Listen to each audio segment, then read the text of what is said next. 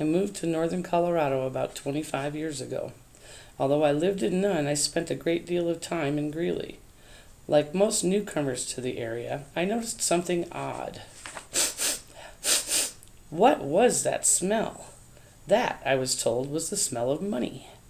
It turned out that Greeley was home to the Montfort, now Swift, meatpacking plant. My dad had worked in the meatpacking industry in Chicago most of his life.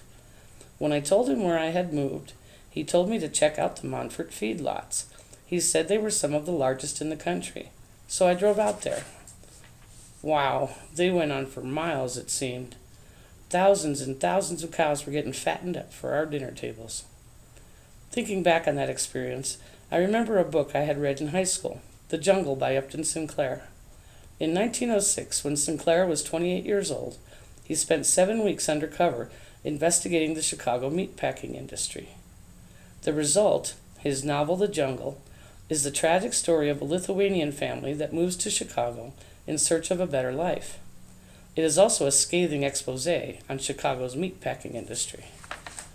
That same year, newspapers were printing accounts of the meat industry with such headlines as Beef Trust, Medicine Trust, Pure Food Foes, Patent Medicine Fiends Control State Legislature, and Health Department finds cattle in trust coolers with tuberculosis trimmed out.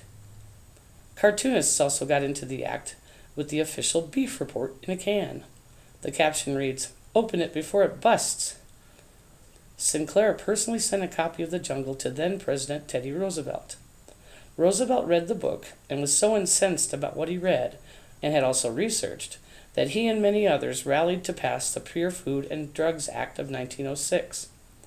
Although we still have some tainted meat slip through, the efforts of Upton Sinclair, Teddy Roosevelt, and many others helped make our meatpacking plants much safer and cleaner than the folks in the early 20th century could possibly imagine. I recommend the book The Jungle highly, not just for the heart-wrenching story, but for the insider's look at the early history of an industry that is important to those of us who are omnivores. The end.